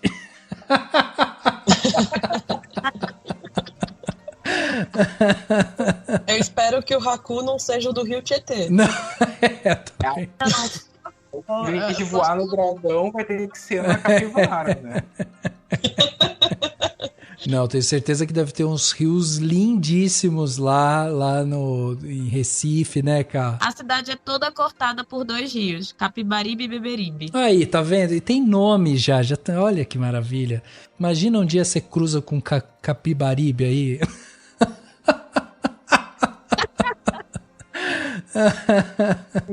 Ai, gente, sensacional. Vocês querem adicionar mais alguma coisa em relação ao filme? A gente pode ir pro nosso plano detalhe. Eu acho que faltou a gente falar, não sei, rapidamente sobre a bilheteria do filme, né? Boa. O filme, ele conseguiu, na época, passar Titanic, né? Eu acho que até hoje, na verdade, é a maior bilheteria no Japão, passando Titanic. Teve uma coisa assim. Então, o filme fez muito sucesso, foi muito abraçado. Sim, sim. Eu acho que recentemente ele perdeu esse posto assim de maior bilheteria do Japão. Inclusive, acho que chegaram a perguntar pro Miyazaki como ele se sentia, e a resposta dele foi de total indiferença, assim, porque ele não é um cara muito ligado desse tipo de coisa. Totalmente não faz a menor diferença pra ele a bilheteria. Ele não faz... Aquele Your Name, não sei se foi a animação que passou, foi uma coisa assim, mas o do Makoto Shinkai, foi esse mesmo que passou. Esse, né, que passou, então, e ele não tá nem aí pra isso, né? Ele não tá se preocupado com bilheteria, nem nada disso. Mas isso é uma coisa interessante de pensar como os japoneses em si abraçaram, né, e abraçam o Estúdio Ghibli, porque se você botar no contexto brasileiro, as animações brasileiras, elas, assim, não tem quase público, são pouquíssimas as pessoas que vão assistir, que vão prestigiar, que vão fazer ser uma bilheteria tão gigantesca. Sim. A gente sabe que é cultural, né? O Brasil consome vários outros gêneros, mas é muito interessante como eles abraçaram aquilo, como eles se identificaram e realmente como aquele filme deve ter se conectado muito mais com eles do que com a gente aqui, mas eu acho isso muito bonito. É um filme de animação, mas que para eles, né, faz todo sentido. E pensar no contexto brasileiro, a gente, né, valorizar também um pouco as nossas animações, tem muita coisa boa e passa batido.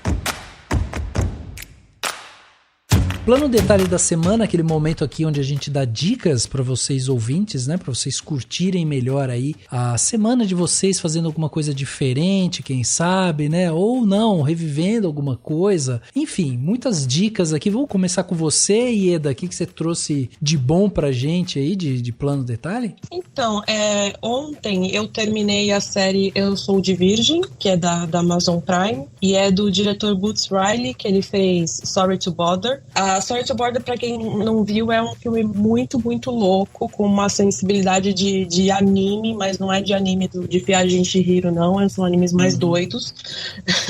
E Sou de Virgem é sobre um cara que ele é literalmente gigante, e ele é criado pelos pais dele meio que escondido no quintal, é tudo adaptado para ele, então como eles não conseguem comprar roupa pra ele, a roupa toda dele é feita de remendos, de tecidos e tal. E aí, aos poucos, ele vai conseguindo sair de casa e interagir com as pessoas do bairro dele. E aí tem toda uma questão de discutir racismo e também capitalismo, porque o Boots Riley também ele tá sempre nessa pegada de temática social, mas sempre com um tom muito divertido e muito absurdo. Tem um vilão lá que é praticamente o Elon Musk, que é um cara que é um CEO bilionário e tal, e ele gosta de se vestir de super-herói, e a gente sabe que tem um avatar do Twitter do Elon Musk, que ele tá com a roupinha de Homem de Ferro, né? Uhum. Então, tem esse vilão, e é muito engraçado, assim, uma das coisas que eu achei mais bizarras é que, em vez, ele tem um prédio, né, onde funciona a empresa dele, em vez dele pegar o elevador da casa dele até o escritório, ele fica parado numa plataforma e é o prédio que se move pra cima e pra baixo. Então, todos os funcionários ficam balançando pra lá e pra cá, porque ele não admite se mexer, são os outros que têm que se mexer por ele, sabe? Uhum. Então o filme é cheio dessas pegadas assim divertidas, é muito legal e também muito atual, e é engraçado que depois que o Jordan Peele chegou, né, com o Corra, teve muita imitação desse estilo de terror com temática social e tal, mas sempre foram cópias muito baratas, e o Boots Riley, ele não tá necessariamente no terror, ele tem essa coisa absurda e ele discute temas raciais, mas de uma forma completamente pessoal e característica dele, sabe? Não é uma imitação do Jordan Peele nem nada disso. E eu acho que é um diretor, assim, pra se ficar de olho, porque ele é muito, muito interessante e muito, muito particular. Demais. Mais algum, Ieda, ou é esse? Então, eu não sei nem se eu falo mais um, eu não quero ficar roubando muito tempo dos outros, mas vou deixar só esse, então. Não, pode ir quando você quiser. Aqui estamos tranquilos. É uma comédia boba que eu vi esse final de semana no cinema. E foi uma experiência legal, porque o cinema tava cheio, e então as pessoas estavam rindo juntas e tal. Eu sempre gosto quando isso acontece. Que é a comédia da Jennifer Lawrence que tá passando, que é Que Horas Eu Te Pego. Boa. É uma comédia boba, mas muito divertida, e você pensa que vai ser só besterol, porque é uma comédia que é classificação 16 anos, né? Nos Estados Unidos é 18 anos. Então tem nudez, tem palavrão, referência a sexo, esse tipo de coisa. Mas ele te surpreende, assim, com personagens embasados, assim, emocionalmente, sabe? Que faz sentido, tem uma coerência interna, sabe? E foi muito divertido, e eu queria ver mais disso no cinema, né? Porque é tão difícil ver comédia romântica para adultos, né? E graças a Deus o filme tá saindo super bem na bilheteria, tá indo melhor do que The Flash. E é isso que eu espero, assim, ver muito mais comédias românticas e menos filmes de hominhos. Sem contar que a Jennifer Lawrence no filme, ela tá absurda de boa, é muito. Já ganhou o Oscar. Ela faz jus ao Oscar que ela ganhou. E exatamente, é um filme bem mais conhecido, mas ela se entrega ali de coração e ficou muito bom mesmo. Ela é produtora do filme também, né? Então ela se jogou totalmente porque ela tinha que levantar esse filme, até porque ela tá parada há um tempo, né? E aí ela foi a melhor forma de voltar, assim, a atenção da galera pra esse filme. E ela já tem uma veia cômica boa, assim, né? Ela nas entrevistas é super engraçada, super despachada, e por uma coisa estranha ela sempre fez drama, né?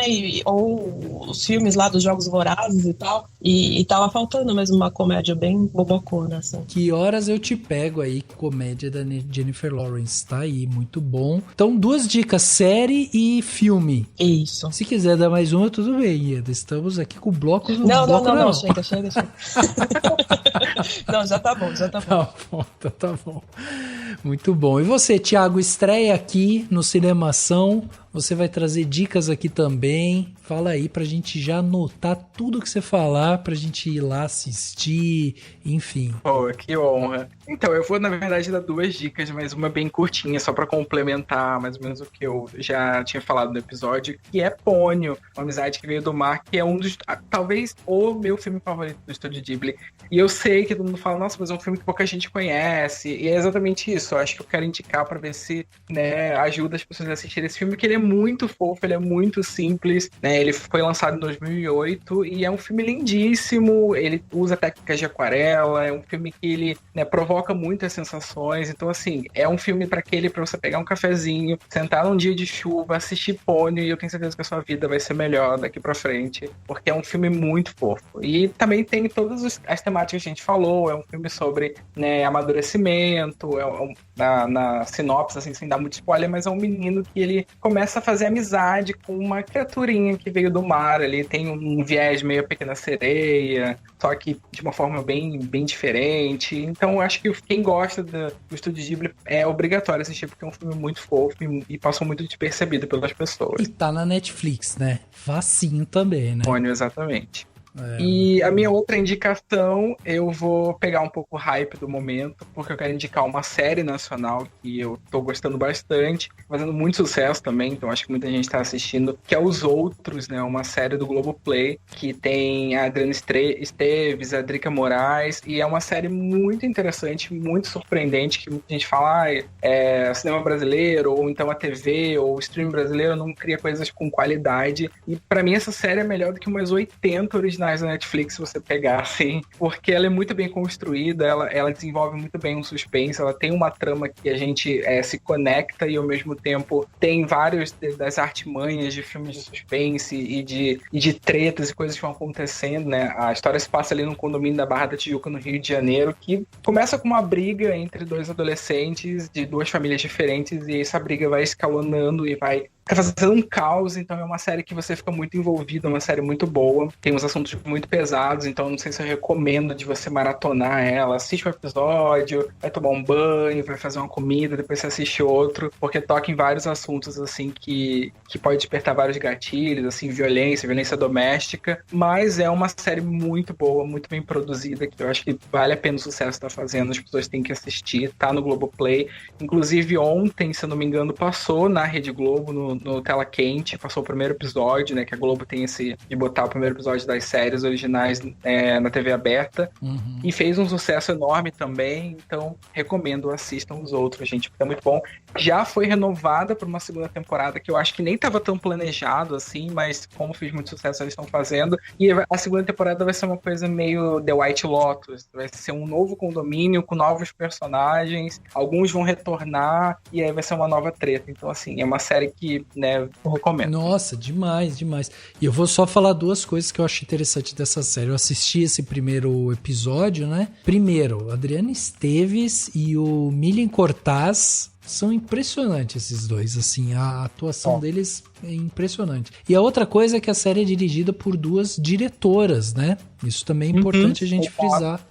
Luísa Lima e Lara Carmo, que são duas diretoras muito boas também. A qualidade da série é impressionante, assim, a maneira como é filmado. A narrativa da série, ela é muito parecida com o que a gente consome de séries estrangeiras, então não é que muita gente não gosta de assistir a produção nacional pensando, mas aí tem aquelas coisas lá que vai cansar, a gente tá vendo todo dia. Mas não, ela tem uma narrativa, ela tem uma trilha sonora, ela vai se construindo.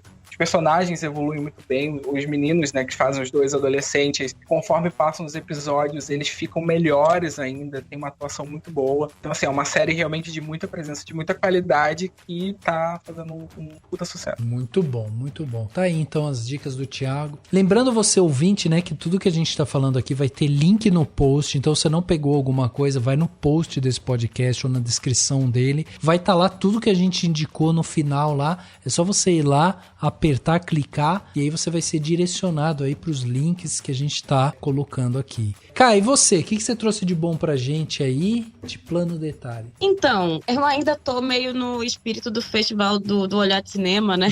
Que eu tava até semana passada, e eu tive a oportunidade de ver na tela grande uns filmes mais antigos, e eu queria muito indicar A Rainha Diaba, que é um filme brasileiro de 1974, né, do Antônio Carlos da Fontoura, já teve na mostra no ano passado, também acabou de passar, eu acho que em Ouro Preto. É uma versão remasterizada em 4K, que o pessoal do Cine Limite restaurou. E, nossa, as cores estão lindas, então, assim, vai passar agora no Rio. quem tiver a oportunidade de ir assistir esse filme no cinema, vá. Mas quem não tiver a oportunidade de ver esse filme no cinema, assiste em casa, que vale a pena. Então eu sei que não é nenhum lançamento, mas é um filme muito interessante do nosso cinema brasileiro. E a gente tem coisas muito incríveis. E assim, vai mostrar muito a violência e o universo das drogas, só que por uma outra perspectiva, né? A gente vai ver ali... A gente tem esse travesti, né? Essa travesti, que é a Rainha Diaba. É uma pessoa negra, é interpretada pelo Milton Gonçalves. Eu sei, transfake, mas é 1974. E a interpretação do Milton Gonçalves é espetacular. E a Rainha Diaba é exatamente a pessoa que domina a criminalidade naquele lugar. E aí a gente vai ver, assim, todo esse universo através também de muita gente que não consegue aceitar que uma pessoa negra e homossexual, inclusive, da comunidade trans, né, seja quem domina o tráfico e tal. Então o filme, ele já vai discutir essas coisas através de um outro olhar, uma outra perspectiva, sabe? Completamente diferente do que nos anos mais recentes a gente tem visto o nosso país produzir, sabe? Assim, quando fala de drogas e de criminalidade. Então é uma outra coisa, é muito interessante e, assim, a interpretação do Milton Gonçalves é brilhante. E, curiosamente, o filme também traz umas nuances de comédia, assim, fenomenais. Eu acho que todo mundo, basicamente, que saiu da sessão, saiu falando, meu Deus, que filme incrível. Então, assim, é uma experiência realmente muito única, sabe? É um filme extravagante, colorido e que traz o universo queer de maneira muito forte, né? Que vai falar de identidade, de sexualidade, pluralidade, e é isso. E mostrar como essa figura, ela incomoda única e exclusivamente por existir, e como o nosso país, ele tem muito que melhorar nesse sentido. Mas é isso, é um filme que consegue também trazer, dentro da sua brutalidade, muita leveza e uns momentos de comédia que são, assim, fenomenais. Sério, é um filme que vale muito a pena. Que demais. Esse filme tem uma cena muito clássica, né, cara, dele com o Milton com uma sombra verde, assim, né, nos olhos, e ele olhando pro espelho, e ele faz um jogo de câmera ali, né, que meio que olha pro espelho e não quebra exatamente a quarta parede, mas meio que tá quebrando, né, através do espelho. É linda essa cena. É muito bem filmado. É um filmaço, sério, assim, é muito legal poder redescobrir o cinema brasileiro, né? Fantástico. É esse, cara? Quer trazer outro? Então, eu também assisti o Cria Cuervos, do Carlos Saura. Ai, maravilhoso. Pois é. É um filme incrível, assim. Nossa, o Carlos Saura era incrível e fazia coisas maravilhosas. Mas esse filme também é da década de 70, tá? De 1976. Vai mostrar a infância através de um olhar muito particular também. Vai mostrar a vida de 3 órfãs, né? Elas perderam primeiro a mãe, depois perderam o pai lá, né? Elas são de Madrid e elas têm que ser criadas pela tia, que é uma mulher um pouco mais austera e tal. E assim, não é que a vida delas antes fosse maravilhosa, a gente vai perceber através do olhar da Ana, que de fato é a protagonista do filme, é a filha do meio, e que assim, meu Deus, a Ana, eu não sei como é que se pronuncia, se é Torran, enfim. Mas essa atriz que faz a protagonista, ela é simplesmente brilhante. A menina é incrível. E o filme é de uma sensibilidade para mostrar, inclusive, a tristeza da infância, porque se fala muito, né, de que a infância é a época onde tudo é lindo e a gente vive sempre muito feliz, e na verdade muita gente cresce tendo muitas dores da infância, mas tem essa coisa, né, o olhar infantil é muito particular. E eu acho que o Carlos Saura, ele tem uma sensibilidade para mostrar essas 3 meninas e para mostrar particularmente essa protagonista. Enfim, o filme é lindo, lindo, e eu fiquei completamente encantada. Eu nunca tinha visto e ver no cinema foi assim, nossa. E eu gosto muito do Carlos Saura, né? Eu fiquei bem triste quando ele morreu. Enfim, é um filme maravilhoso. E tem a Geraldine Chaplin. Ah, legal. É isso, é só uma curiosidade. Ela é ótima e, enfim. É isso, é um filme muito Vale muito a pena, é muito lindo, muito maravilhoso. Tenham essa experiência na vida de vocês. Assistam Cria Coelhos.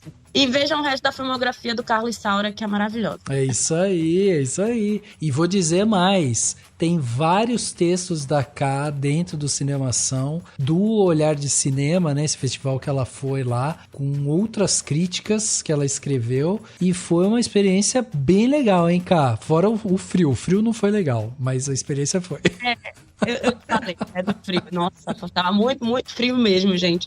Mas foi uma experiência maravilhosa. É sempre bom conhecer novos filmes, reencontrar outros, reencontrar pessoas do país inteiro. Festivais são sempre maravilhosos e é isso. O Olhar de Cinema tem uma curadoria bem legal, né? Então, eu ainda vi um monte de Cronenberg, fiquei felizona. Que demais.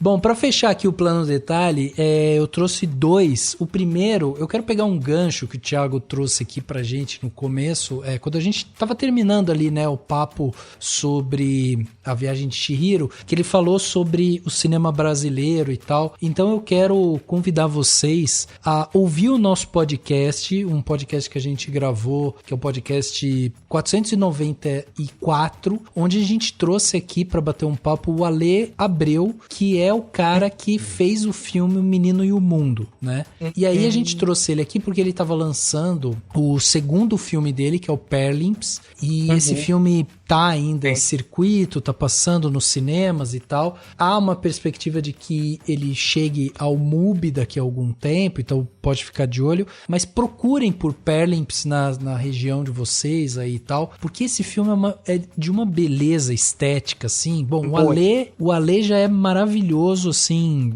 é um artista nato, e na conversa com ele vocês vão perceber a sensibilidade que esse cara tem de visão, né, de animação e tudo mais. Já foi o nosso último representante brasileiro no Oscar, então isso, né, já mostra um pouco do tamanho da obra e da visão de cinema que ele tem, mas em Perlimps ele dá mais um passo, assim, ele muda o estilo, e Perlimps é uma aquarela pura, assim, um mergulho justamente nas palhetas de cor, e é uma coisa maravilhosa, e tem uma história também muito única, assim, que eu acho que conversa inclusive com a viagem de Chihiro que a gente falou aqui. Então fica esse convite pra você, pra conhecer, tipo, não sei se eu vou gostar de Perlimps. Vai lá, ouve a entrevista, dá uma chance, né, pra você ver, porque é animação brasileira, gente, e assim, tá sendo feita uma qualidade impressionante. E meu outro plano detalhe, pra fechar aqui, é o podcast Rita, Outra Biografia. O podcast ele foi lançado aí recentemente, né, depois da morte da Rita Lee. A apresentadora Astrid Fontinelli, né,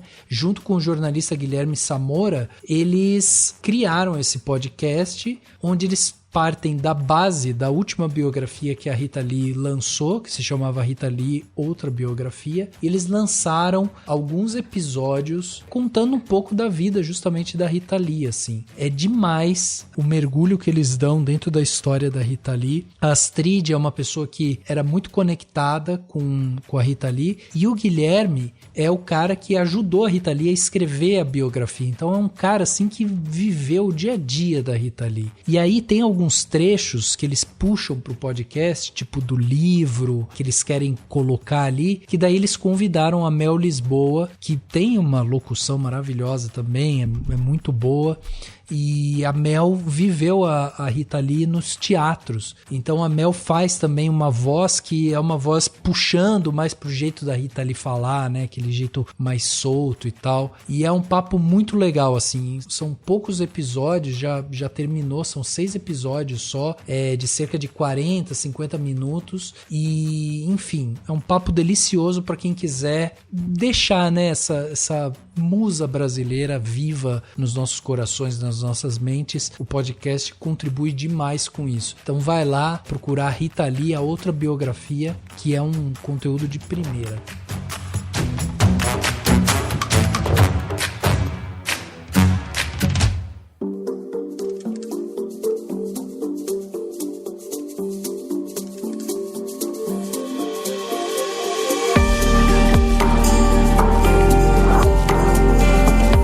Chegando aqui, né, no final desse podcast Cinemação 513. Batemos esse papo sensacional aqui sobre a viagem de Chihiro. Eu não poderia fazer esse podcast sem meus convidados que sempre me ajudam demais aqui. Então, Thiago, eu queria começar com você agradecendo, porque sua estreia aqui com a gente. Então, eu queria agradecer demais sua presença, você ter doado o seu tempo aqui para vir discutir o filme com a gente. Muito obrigado mesmo e espero que você volte mais rápido aqui, né, pra gente poder conversar sobre outros assuntos, e deixa suas redes sociais e site, enfim, tudo aí que pro pessoal te acompanhar, por onde que te encontra. Nossa, Rafa, eu que agradeço, muito obrigado mesmo pelo convite, me senti honrado, e aquilo que eu falei no início, tudo que eu puder falar de Chihiro eu quero, porque realmente o Estúdio Ghibli como um todo ocupa um lugar muito, muito importante no meu coração e na minha formação como,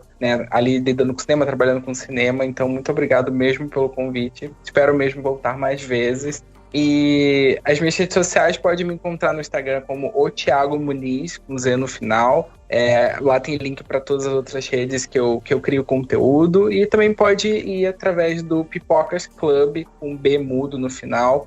Ali eu escrevo as notícias diárias, estreias, fofoca de Hollywood, né, crítico, e vou na cabine, ali tem tudo, a gente junta tudo dentro do site, né, então vocês podem me encontrar lá também, que a gente tem bastante conteúdo. E é isso, queria realmente agradecer, porque foi incrível, eu adorei estar aqui com as meninas, são fantásticas, então assim, foi ótimo. Demais, obrigado, Thiago. Ieda, também quero te agradecer. A Ieda tá aqui com a gente, vem várias vezes aqui, eu adoro quando você vem, Ieda. Ieda, eu mando o convite e dizer, Ieda, vamos, nem termino a frase, ela, tô dentro.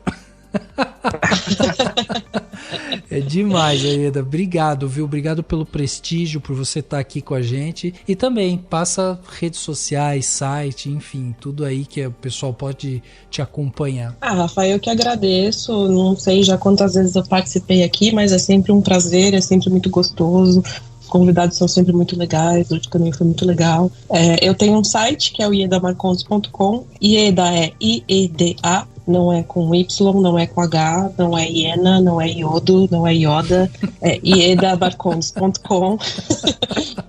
De vez em quando eu publico na Folha, geralmente sobre filme de terror.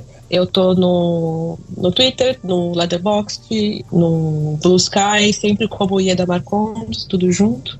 E até a próxima. Demais, obrigado, Ieda, mais uma vez. E, né, a nossa querida Carissa, que já é da casa, né, Cá? Foi uma das grandes conquistas que a gente teve nos últimos tempos, quando a gente colocou a Cá no nosso quadro de autores do Cinemação. Foi uma das grandes felicidades que eu e o Dani a gente teve aí, porque além disso que vocês estão vendo, né, de vocês estão ouvindo e vendo também no canal de YouTube dela, que é esse carisma, esse poço de informações, a Cá também escreve bem, então é o pacote completo, então só tenho que te agradecer, Cá. E também traz redes sociais, YouTube, enfim, para que a galera possa te acompanhar. Primeiro, eu que agradeço, é sempre tão legal estar aqui, e eu fiquei muito feliz quando eu comecei a escrever para vocês. E, enfim, é só procurar Carissa Vieira, com C, 2 S, em todos os lugares. E é isso, tem canal no YouTube, eu posto coisas no Instagram também, faço vídeos, falo muito de cinema de horror também. E é isso. Demais. Adorei conversar com todo mundo. É sempre muito, muito legal participar do podcast. Demais, obrigado, Cá. Adorei também sua participação. Lembrando você, ouvinte, né, que gostou desse episódio, lembre-se então de mandar seu comentário nas nossas redes sociais ou através do nosso e-mail, né, contato@cinemação.com. Nas redes sociais a gente tá em tudo: Instagram, LinkedIn, YouTube, Twitter, tá em tudo. É só você procurar por Cinemação, você vai encontrar a gente. Além disso, lembre-se, né, de seguir no Spotify, curtir na Apple Podcast ou se inscrever no Deezer ou no Google Podcast. Assim você vai receber todos os nossos episódios e não vai perder nada, porque você vai ser notificado, né? Toda vez que sair um episódio você é notificado, então você não perde nada. E fica o convite para você se tornar um apoiador do Cinemação. Com o valor de um cafezinho você já ajuda demais a gente aqui e ainda leva para casa presentes exclusivos do Cinemação. O link para se tornar um apoiador vai estar aqui no post desse podcast. Podcast Cinemação 513 fica por aqui e a gente se vê no próximo.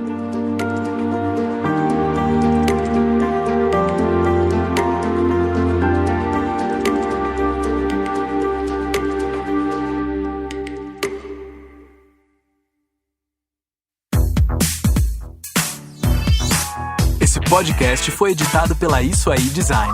Tudo isso é forma com função. É design estratégico. É isso aí.